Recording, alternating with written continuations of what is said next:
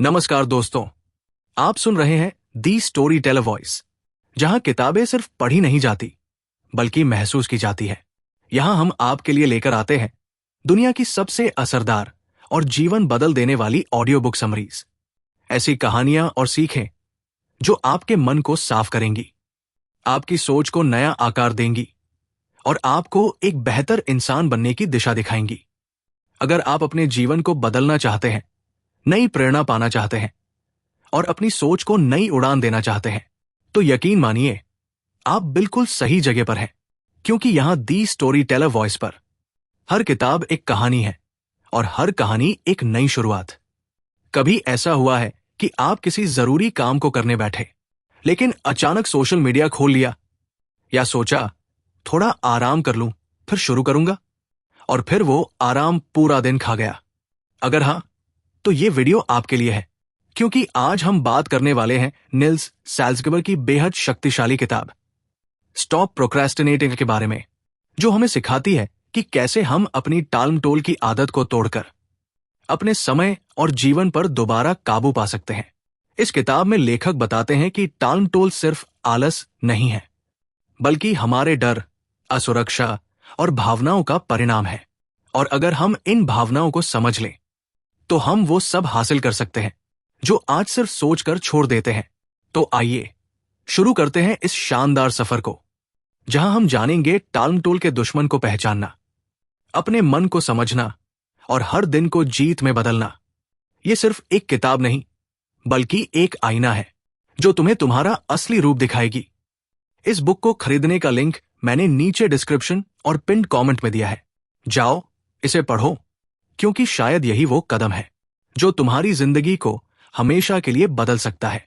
अध्याय 1, अपने दुश्मन को पहचानो, नो दाई एनिमी।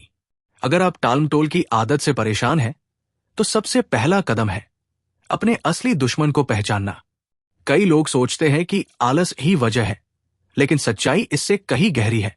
लेखक निल्स सैल्ज़गेबर कहते हैं, टालमटोल, प्रोक्रेस्टिनेशन कोई समस्या नहीं, बल्कि एक लक्षण है। असल में जब भी हम किसी काम को टालते हैं, तो उसके पीछे हमारा डर, असुरक्षा या असुविधा से बचने की इच्छा होती है। हम काम नहीं टालते क्योंकि हमें वो करना नहीं आता। हम इसलिए टालते हैं क्योंकि हम उसे करने से जुड़ी असहज भावनाओं से बचना चाहते हैं। उदाहरण के लिए, जब कोई स्टूडेंट पढ़ाई टालता है, तो असल में वो असफल होने के डर से भाग रहा होता है।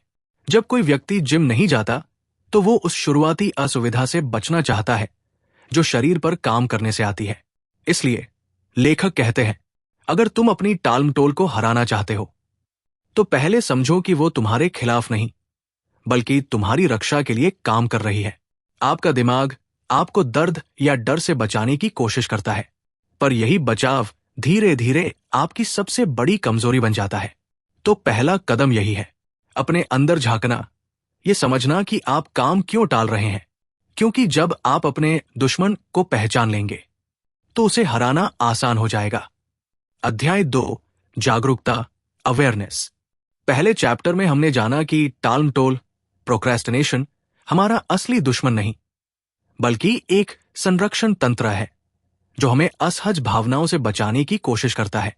अब सवाल है, हम इससे बाहर कैसे निकले? इसका जवाब है जागरूकता। लेखक निल्स सैल्ज़गेबर कहते हैं कि टालमटोल से छुटकारा पाने की शुरुआत अपने व्यवहार को समझने से होती है। क्योंकि जब तक हम ये नहीं जानते कि हम क्या कर रहे हैं और क्यों कर रहे हैं, तब तक बदलाव असंभव है।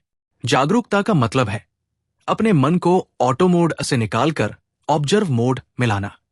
जब आप खुद को किसी काम से भागते हुए पकड़ते हैं, जैसे कि फोन उठा लेना, सोशल मीडिया खोल लेना या काम टालने के बहाने ढूंढना, तो खुद से एक सवाल पूछिए, मैं अभी किस चीज से भाग रहा हूं?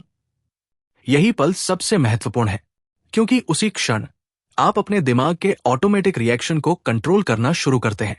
लेखक कहते हैं, आप टालमटोल को तभी रोक सकते हैं जब आप उसे होते हुए पकड़ लें।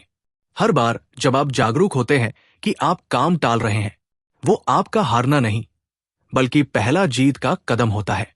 आप जितनी बार अपने इस पैटर्न को नोटिस करेंगे, उतनी ही बार आपका दिमाग समझने लगेगा कि अब पुरानी चालें नहीं चलेंगी। तो इस चैप्टर की सीख है, टाल मटोल को हराने की शुरुआत किसी नई तकनीक से नहीं, बल्कि अपने मन की चालों को पहचानने से होती है। अध्याय 3, शुरुआत करने का विरोधाभास, दी पैराडॉक्स ऑफ गेटिंग स्टार्टेड। अब बात करते हैं उस पल की जहां हम सबसे ज्यादा फंसते हैं, शुरुआत करने में। कितनी बार आपने खुद से कहा होगा, बस आज से शुरू करता हूं, लेकिन फिर कुछ न कुछ ऐसा हुआ कि वो आज कभी आया ही नहीं। यही है शुरुआत का विरोधाभास। काम शुरू करने से पहले वो बहुत बड़ा और डरावना लगता है, लेकिन जैसे ही आप शुरू करते हैं वो आसान लगने लगता है। लेखक निल्स सैल्ज़गेबर कहते हैं, हमारे दिमाग की सबसे बड़ी गलती यही है कि वो शुरुआत से पहले की परेशानी को बढ़ा चढ़ाकर दिखाता है। असल में हमें काम करने से नहीं डर लगता, हमें काम शुरू करने से जुड़ी असहजता से डर लगता है। उदाहरण के लिए, जब आप जिम जाने की सोचते हैं तो दिमाग में तुरंत आता है, थक जाऊंगा, टाइम नहीं है, कल से करेंगे। पर अगर आप बस जाने का कदम उठा लें तो अंदर जाकर वर्कआउट शुरू करना कहीं आसान हो जाता है। लेखक इस विरोधाभास को समझाने के लिए कहते हैं, motivation doesn't come before action, it comes after you start acting. यानी प्रेरणा पहले नहीं आती, वो काम शुरू करने के बाद पैदा होती है। तो अगर आप इंतजार कर रहे हैं कि पहले मोटिवेशन आए फिर शुरू करेंगे, तो सच ये है, वो मोटिवेशन तब तक नहीं आएगा जब तक आप पहला कदम नहीं उठाते। समाधान क्या है? बहुत छोटा शुरू करो। अगर किताब पढ़नी है तो बस 2 पेज पढ़ने का लक्ष्य रखो। अगर वीडियो बनानी है तो बस इंट्रो रिकॉर्ड करो, क्योंकि जब आप शुरू करते हैं तो दिमाग की रुकावट पिघलने लगती है। इस चैप्टर की सीख है, शुरुआत करो, चाहे छोटी ही क्यों न हो, क्योंकि शुरुआत ही हर बदलाव की कुंजी है। अध्याय 4, वो बातें जो प्रोडक्टिविटी गुरु आपको नहीं बताते, what productivity gurus won't tell you about procrastination. आजकल इंटरनेट पर प्रोडक्टिविटी एक फैशन बन चुका है। हर कोई कहता है 5 AM उठो, टाइम ब्लॉकिंग करो, टू डू लिस्ट बनाओ, फोकस मोड ऑन करो। लेकिन लेखक निल्स सैल्ज़गेबर कहते हैं, टाल मटोल को हराने का राज किसी नए ऐप या रूटीन में नहीं, बल्कि अपने भावनात्मक सिस्टम को समझने में है। ज्यादातर प्रोडक्टिविटी गुरु टाल मटोल को डिसिप्लिन की कमी मानते हैं, पर सच्चाई ये है, ये एक इमोशनल समस्या है, न कि टाइम मैनेजमेंट की। आप चाहे तो दिन के 24 घंटे की बेहतरीन योजना बना लीजिए, लेकिन अगर आप उस काम से डर, असुरक्षा या दबाव महसूस करते हैं तो दिमाग आपको उसी काम से बचाएगा, चाहे आपकी योजना कितनी भी परफेक्ट क्यों न हो। लेखक बताते हैं कि टाल मटोल से निपटने के लिए हमें भावनात्मक बुद्धिमत्ता, इमोशनल इंटेलिजेंस बढ़ानी होगी, क्योंकि जब आप अपनी भावनाओं को पहचानना और संभालना सीखते हैं तो आप उस डर और असहजता से नहीं भागते, बल्कि उसके साथ काम करना सीखते हैं। उदाहरण के लिए, अगर किसी प्रोजेक्ट की शुरुआत आपको भारी लगती है तो खुद से कहिए, हां, मैं डर रहा हूं, लेकिन यह सामान्य है, मैं फिर भी शुरू करूंगा। यही सोच टाल मटोल को धीरे धीरे कमजोर करती है। लेखक के शब्दों में, आपको अपनी भावनाओं को दबाना नहीं है, उन्हें समझना है। तो असली सफलता यह नहीं कि आप टाइम टेबल में माहिर बन जाएं, बल्कि यह है कि जब आपका मन काम से भागना चाहे तो आप मुस्कुराते हुए कह सकें, चलो एक छोटा कदम तो अभी उठाते हैं। इस चैप्टर की सीख है, टाल मटोल का इलाज टाइम मैनेजमेंट नहीं, बल्कि इमोशन मैनेजमेंट है। अध्याय 5, एक सरल योजना का जादू, दी magic of a simple plan. अब जब आपने समझ लिया कि टाल मटोल किसी आलस्य की नहीं, बल्कि भावनाओं की समस्या है, तो अगला कदम है एक सरल और टिकाऊ योजना बनाना। लेखक निल्स सैल्ज़गेबर कहते हैं, हमारे ज्यादातर लक्ष्य इसलिए पूरे नहीं होते क्योंकि हम उन्हें बेहद जटिल बना देते हैं। हम सोचते हैं, मुझे सब कुछ परफेक्ट तरीके से करना है, लेकिन यही सोच हमें शुरुआत से पहले ही थका देती है। सच्चाई यह है कि जितनी सरल आपकी योजना होगी, उतना ज्यादा आप उस पर टिक पाएंगे, क्योंकि दिमाग जटिलता से डरता है, लेकिन छोटे, स्पष्ट और आसान कामों को वो आसानी से अपनाता है। उदाहरण के लिए, अगर आप रोज 1 घंटा पढ़ने की सोचते हैं तो शुरुआत सिर्फ 10 मिनट से करें। अगर आपको कोई बड़ा प्रोजेक्ट करना है तो उसे छोटे हिस्सों में बांट दें। लेखक बताते हैं कि सिंपल प्लान्स क्रिएट मोमेंटम, यानी छोटी छोटी सफलताएं आपको आगे बढ़ने की ऊर्जा देती है। जब आप किसी काम को पूरा करते हैं, चाहे वह कितना भी छोटा क्यों न हो। तो आपका दिमाग डोपामिन रिलीज करता है, जो आपको और ज्यादा करने के लिए प्रेरित करता है। लेखक कहते हैं, एक अच्छी योजना वो नहीं होती जो बड़ी लगे, बल्कि वो होती है जिसे आप रोज निभा सकें। तो अगली बार जब आप किसी बड़े लक्ष्य की शुरुआत करें, तो खुद से पूछिए, क्या मेरी योजना इतनी आसान है कि मैं इसे आज ही शुरू कर सकूं? क्योंकि याद रखिए, परफेक्ट योजना नहीं, बल्कि सरल शुरुआत ही बदलाव लाती है। अध्याय 6, इनाम और सजा का नियम, कैरेट्स एंड स्टिक्स। अब तक हमने जाना कि टालमटोल की जड़ भावनाएं हैं और समाधान एक सरल योजना में छिपा है। लेकिन अब सवाल आता है, हम खुद को उस योजना पर टिके रहने के लिए कैसे प्रेरित रखें? यही आता है कैरेट्स एंड स्टिक्स का सिद्धांत। लेखक निल्स सैल्ज़गेबर बताते हैं कि इंसान दो ही चीजों से सबसे ज्यादा प्रेरित होता है। इनाम, कैरेट, यानी जो सुख या फायदा हमें किसी काम को करने से मिलता है। सजा, स्टिक, यानी वो असुविधा या नुकसान जो काम न करने से होता है। हमारा दिमाग हमेशा कम दर्द और ज्यादा सुख की दिशा में भागता है। इसलिए अगर हम किसी काम को मजेदार बना दें या उसके न करने को कष्टदायक, तो हमारा दिमाग उसी हिसाब से हमें दिशा देने लगता है। उदाहरण के लिए, अगर आप रोज पढ़ाई करना चाहते हैं, तो अपने लिए एक छोटा इनाम तय करें। जैसे पढ़ाई पूरी होने के बाद अपनी पसंदीदा सीरीज का एक एपिसोड देखें। वही अगर आप टालते हैं, तो खुद के लिए एक हल्की सजा तय करें, जैसे उस दिन सोशल मीडिया से ब्रेक लेना या कुछ समय के लिए फोन न इस्तेमाल करना। लेखक कहते हैं, हमेशा अपनी आदतों को बाहरी सिस्टम से सपोर्ट करो, सिर्फ इच्छा शक्ति पर भरोसा मत करो। इसका मतलब है कि अगर आप सिर्फ मोटिवेशन के भरोसे रहेंगे, तो एक दिन जोश रहेगा और दूसरे दिन गायब हो जाएगा।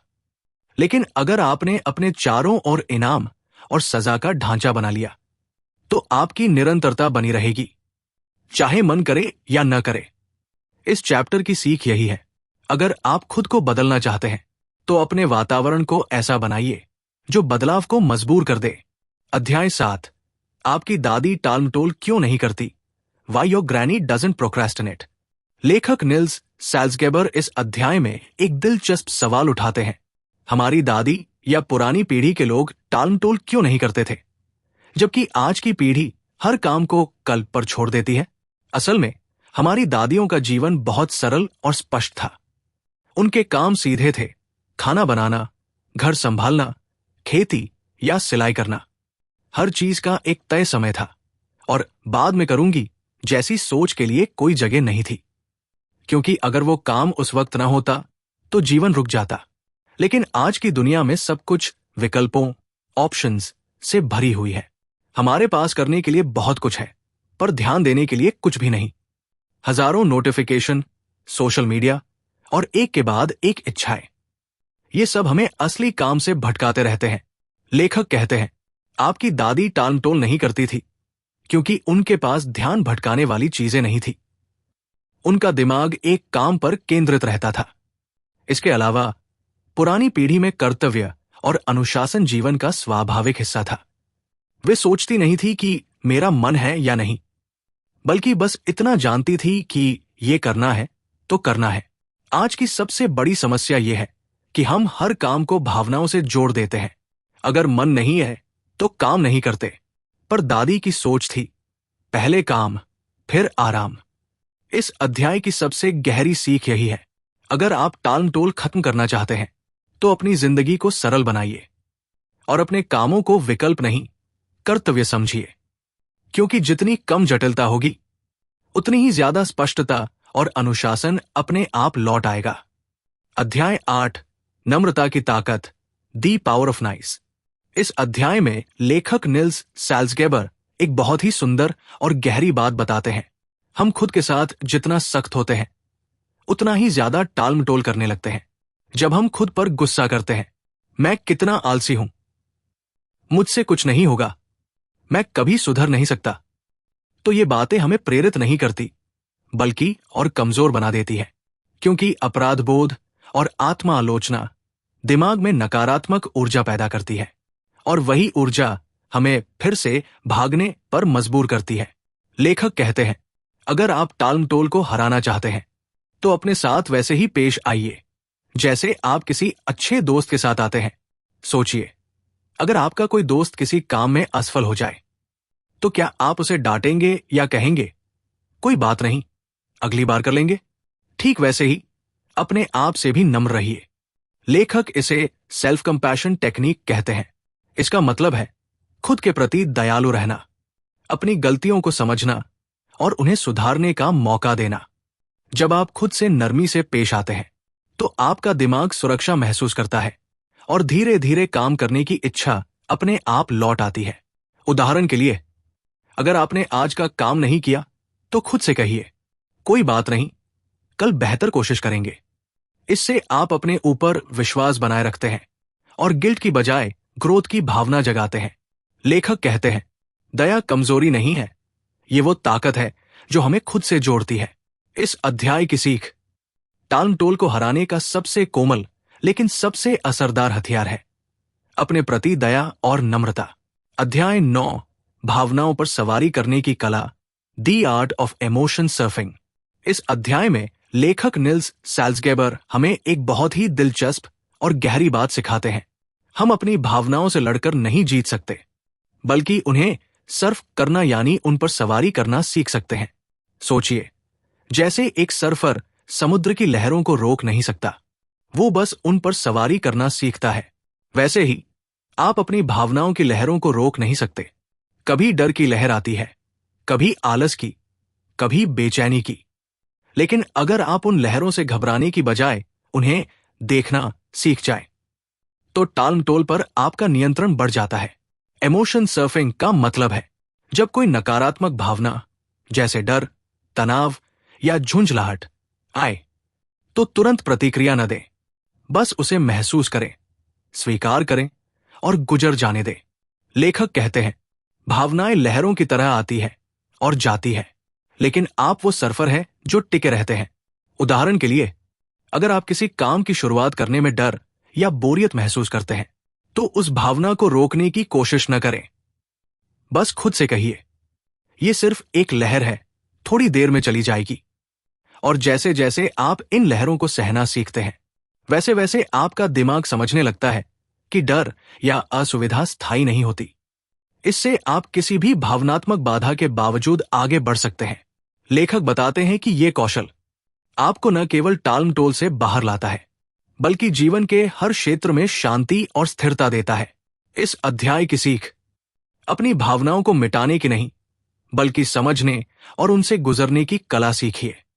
क्योंकि जो अपनी भावनाओं पर सवारी करना जानता है, वो कभी अपने डर में डूबता नहीं। अध्याय 10, इच्छा शक्ति का विज्ञान, the science of will power. अब हम पहुंच चुके हैं इस किताब के सबसे महत्वपूर्ण और गहराई वाले हिस्से पर। इच्छा शक्ति, विल पावर, यानी वो आंतरिक ताकत जो हमें काम शुरू करने, कठिनाइयों से जूझने और अपने लक्ष्य तक टिके रहने में मदद करती है। लेखक निल्स सैल्ज़गेबर कहते हैं, अक्सर लोग मानते हैं कि इच्छा शक्ति एक स्थायी चीज है, कि कुछ लोगों के पास ज्यादा होती है और कुछ के पास कम। लेकिन सच्चाई यह है कि इच्छा शक्ति एक मांसपेशी, मसल की तरह होती है। जितना आप इसका इस्तेमाल करते हैं, उतनी ही ये मजबूत होती जाती है। पर ध्यान रहे, जैसे मांसपेशियों को आराम की जरूरत होती है, वैसे ही इच्छा शक्ति को भी रिचार्ज होने का समय चाहिए। अगर आप लगातार खुद को धक्का देते रहेंगे तो थकान, तनाव और बर्नआउट आपको फिर से टालमटोल की ओर धकेल देंगे। लेखक के अनुसार इच्छा शक्ति को बनाए रखने के लिए 3 मुख्य बातें जरूरी है: पर्याप्त नींद और ऊर्जा। थका हुआ दिमाग कभी भी फोकस नहीं कर सकता। जब आपका शरीर थका होता है तो दिमाग शॉर्टकट अपनाता है, और यही वो पल होता है जब आप कहते हैं कल करेंगे। स्पष्ट लक्ष्य, जितना आपका लक्ष्य धुंधला होगा, उतनी ही जल्दी आपकी इच्छा शक्ति खत्म होगी। इसलिए मुझे फिट होना है की जगह कहिए, मुझे रोज शाम 6 बजे 20 मिनट वॉक करनी है। छोटे छोटे कदम इच्छा शक्ति को मजबूत करने का सबसे असरदार तरीका है। हर दिन छोटी जीत हासिल करना। जब आप एक छोटा काम पूरा करते हैं तो आपका दिमाग खुद को सक्षम महसूस करता है, और यही आत्मविश्वास आपकी इच्छा शक्ति को और बढ़ाता है। लेखक कहते हैं, will power isn't about being stronger than others. It's about creating conditions where you don't need to fight yourself। यानी इच्छा शक्ति दूसरों से ताकतवर होने में नहीं, बल्कि ऐसी स्थिति बनाने में है जहां आपको अपने मन से लड़ना ही न पड़े। इस अध्याय की सीख, इच्छा शक्ति कोई जादू नहीं, बल्कि एक सिस्टम है। अगर आप अपनी दिनचर्या, नींद, माहौल और लक्ष्यों को संतुलित रखेंगे तो आपकी इच्छा शक्ति हमेशा आपके साथ खड़ी रहेगी। तो दोस्तों, ये थी निल्स सैल्ज़गेबर की किताब स्टॉप प्रोक्रेस्टिनेटिंग। एक ऐसी किताब जो हमें सिखाती है कि जिंदगी बदलने के लिए किसी बड़े कदम की जरूरत नहीं, बस आज की टालमटोल को जीतना जरूरी है। अगर आप भी उन लोगों में से हैं जो हर दिन सोचते हैं कल से शुरू करूंगा, तो अब वक्त है आज से शुरुआत करने का। क्योंकि जैसे लेखक कहते हैं, मोटिवेशन काम करने से नहीं आती, काम करने से ही मोटिवेशन आती है। तो उठिए, पहला छोटा कदम लीजिए, चाहे वो कोई अधूरा प्रोजेक्ट हो, कोई सपना जो आप टालते आ रहे हों, या खुद को बेहतर बनाने की कोशिश। बस आज से शुरू कीजिए। और अगर आप इस किताब की पूरी गहराई में जाना चाहते हैं तो नीचे दिए गए डिस्क्रिप्शन में स्टॉप प्रोक्रेस्टिनेटिंग बुक का लिंक दिया गया है, वहां से इसे जरूर खरीदिए और खुद पढ़िए। क्योंकि पढ़ने के बाद आपको एहसास होगा कि टालमटोल को हराना सिर्फ एक आदत नहीं, बल्कि एक नई सोच है जो आपकी जिंदगी बदल सकती है। अगर आपको ये वीडियो पसंद आई हो तो लाइक, शेयर और सब्सक्राइब जरूर कीजिए, ताकि ऐसी और मोटिवेशनल बुक समरीज आप तक पहुंचती रहें। और हाँ, कमेंट में बताइए क्या चीज है जिसे आप सबसे ज्यादा टालते हैं। शायद अगली बार हम उसी पर बात करें।